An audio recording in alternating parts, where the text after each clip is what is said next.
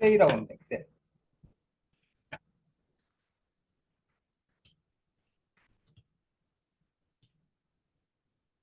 엑셀이라고 하고요. 엑셀이라고. 얘는 거의 이제 뭐 서식이라든지 계산이라든지 그래프 이런 걸 사용하시는 등을 사용합니다. 그래서 이런 걸 할 때 사용하고요.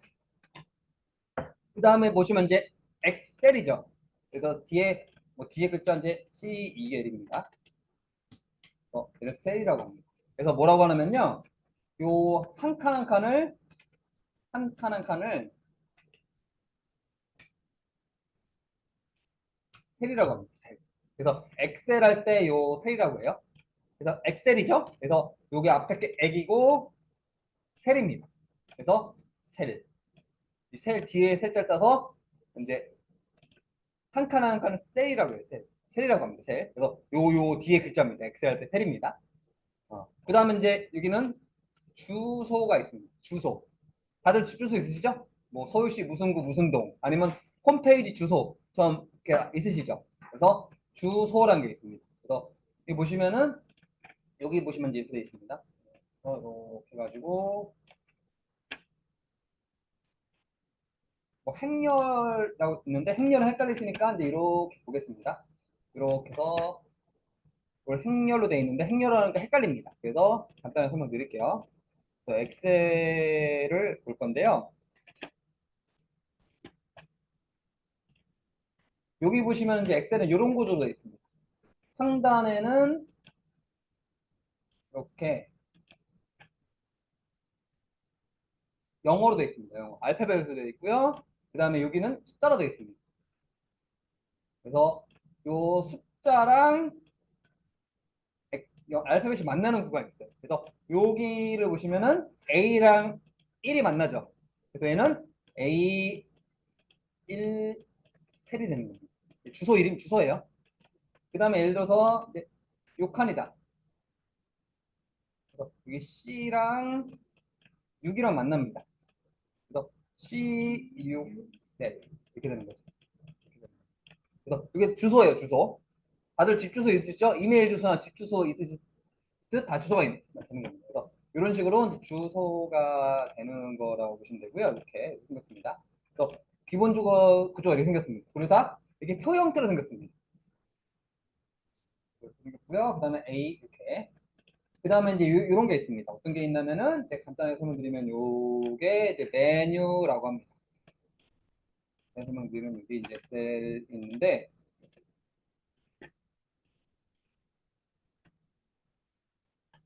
여기를 메뉴라고 합니다. 여기 보시면은 뭐 파일하고 이런 게 있습니다. 이렇게 있어요. 요거를 이제 메뉴라고 합니다. 그 다음에 이제 여기 보이시죠? 여기를 이제 도구 상자라고 합니다. 도구 상자라고 해요. 제일 많이 쓰는 것 중에 하나가 이제 도구 상자입니다. 그래서 이렇게 보시면 되고요. 그 다음에 이게 주소셀. 그래서 여기가 주소창입니다. 이걸 뭐라고 하면은 주소창이라고 해요. 그래서 여기 보시면 아까 제가 설명드렸죠? 예를 들어서 여기 클릭하니까 A1 셀이라고 되어 있죠. 그래서 A1이라고 써 있는 게 보이시나요? 여기? 그 다음에 얘를 클릭하시면 여기 F9, F 셀이라고 합니다. 클릭하는 거에 곳에 주소가 이렇게 나옵니다. 주소창이라고 보시면 되고요. 그 다음에 여기는 이제 수식창이라고 합니다. 수식창이라고 하는데 지금 이제 보기만 할게요. 지금 차이만 보여드릴게요. 예를 들어서 나는 이제 계산을 합니다. 는 5 더하기 7을 했어요. 예를 들어서 그래서 여기 이제 여기 보이는 건 결과가 보입니다. 그래서 차이가 뭐냐면요. 여기 보시면은 이제 제가 예를 들어서 이제 간단하게 계산을 했습니다. 근데 여기 보시면은 이제 여기 셀에는 여기 12 있죠, 12. 12라는 결과가 보입니다. 근데 여기는 식이 보여요. 여기 보면 식이 보이고요. 여기는 식이 보이고 여기는 결과가 보입니다. 나중에 볼 건데 일단 요거를 설명드리는 겁니다. 결과만 보입니다. 그래서 여기를 수식창이라고 합니다. 나중에 볼 건데 이건 수식창이라고 이름만 좀 전체적으로 보는 겁니다. 수식창이라고 합니다. 이렇게. 여기는 이제 결과가 보이고요. 차이가 이거라 보시면 됩니다. 여기는 계산식이 보이는 거고요. 여기는 이제 결과가 보이는 거. 그래서 여기를 수식창이라고 합니다. 전반적으로 이제 보는 겁니다. 그래서 보시면 보시겠습니다. 그래서 엑셀 구조가 기본적으로 이렇게 생겼습니다. 그리고 여기 시트란 게 있습니다. 시트. 여기 시트란 게 있고요. 이제 시트는 이제 방 이름에 생각하시면 돼요. 그래서 여기 보시면 이제 여기 시트란 게 있는데요. 시트는 좌측 하단에 있습니다. 그래서 요거는 이제 방 이름입니다. 방이라 생각하시면 돼요. 나중에 이제 그 거래처별로 이름을 바꿀 수가 있어요. 예를 들어서 여기다가 뭐 도랭상사,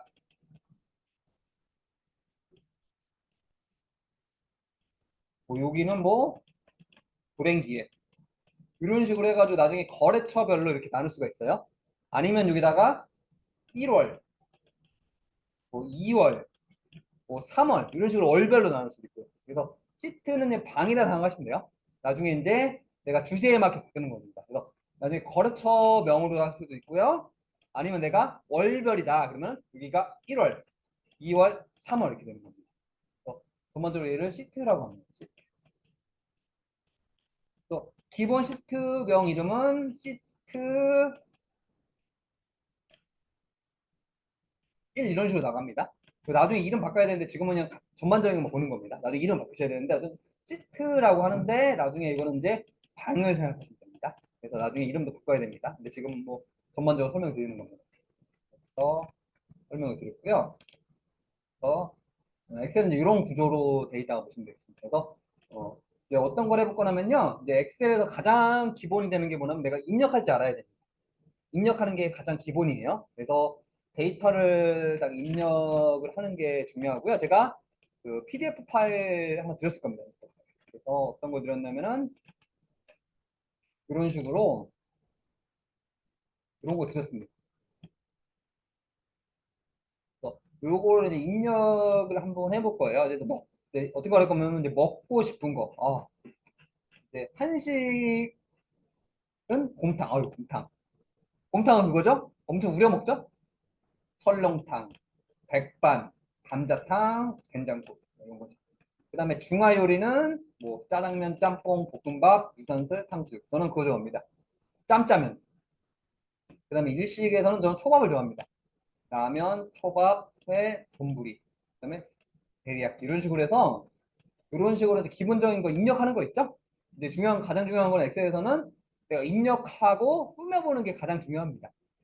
그래서 입력하고 꾸미는 거를 한번 해볼게요. 네. 어떻게 할 거냐면 여기 A1셀에다 클릭을 A2셀부터 하겠습니다. A2, A2, A3, A3, A1부터 이제 천천히 하고 A3부터 해야 됐구나. A3이죠, A3. 마우스로 A3을 클릭하겠습니다. 마우스 이용해서 A3을 딱 클릭을 하시면 됩니다. 그 다음에 이제 키보드에 숫자판 있죠? 1 입력하시면 됩니다. 그 다음에 3, 4, 엔터키 누르시면 됩니다. 그 다음에 여기다가 간단하게 입력을 해볼게요. 여기다가 한식. 그 다음에 엔터키 누른 다음에 곰탕, 설렁탕, 백반, 감자탕, 된장국, 그 다음에 중식, 짜장면, 짬뽕, 볶음밥, 유산슬, 그 다음에 탕수육, 그 다음에 일식, 라면, 초밥, 회, 돈부리, 그 다음에 데리야끼. 그래서 이런 식으로 이제 데이터를 먼저 입력을 천천히 해보세요. 일단은 이걸 싹 전체적으로 딱 드래그를 할게요. 이렇게 해서 전체적으로 드래그 하겠습니다. 여기부터 이렇게. 얘부터 이렇게 드래그를 할게요. 그래서 여기 메뉴 중에 홈이라고 있습니다. 홈이라는 메뉴가 있고요. 여기 보시면 글꼴이라는 메뉴가 있습니다.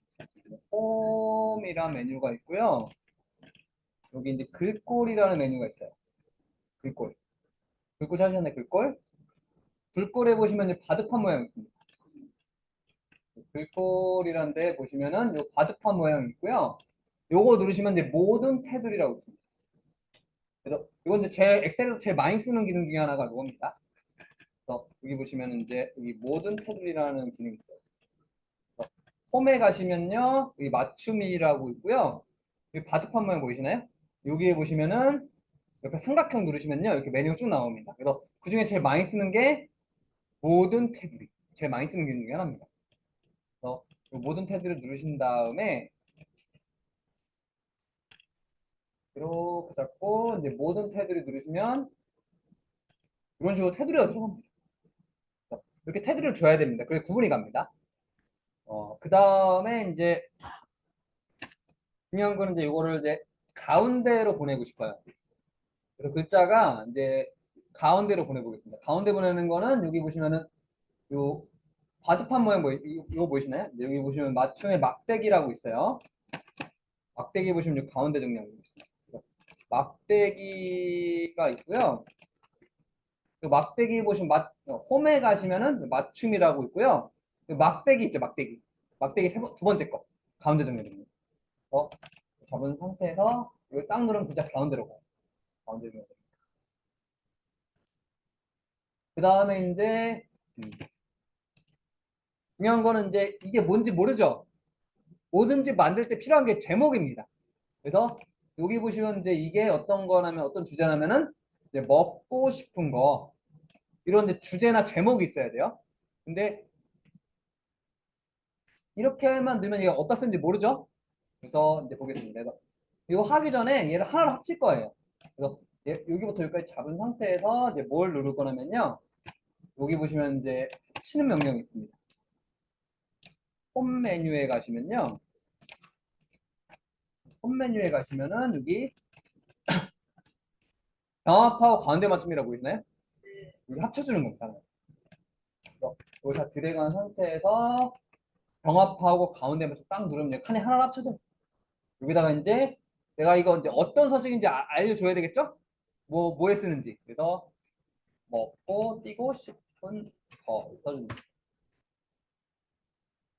제일 중요한 건 제목이 있어야 됩니다. 모든 표에는 제목이 있어야 돼요. 그래서 내가 어디다 쓰는지 알아야 되죠? 그래서 여기 있어야 되고요. 그 다음에 이제 색칠 공부할게요. 색칠 공부. 색칠 공부. 그래서 색칠 공부는 뭐냐면요. 여기 홈에 보시면은 페인트 톤 보이시나요? 페인트 톤. 홈에 보시면 여기 이제 홈에 보시면 여기 페인트 톤 보이시나요? 페인트 톤? 페인트 톤 모양 있습니다. 그러니까 글꼴에 보시면 페인트 톤 모양 있어요. 그래서 페인트 톤 옆에 삼각형 누르시면은 내가 이제 마음대로 색깔을 고를 수가 있습니다. 그래서 전 남자의 색 핑크로 가겠습니다. 그다음에 여기도 마찬가지로 잡은 상태에서 페인트 톤 옆에 삼각형 눌러서 색깔은 내 마음대로 주시면 되겠습니다. 너무 안 보이네요. 이런 식으로. 이런 식으로 해서 이런 식으로 해서 이렇게. 그래서 이런 식으로 꾸며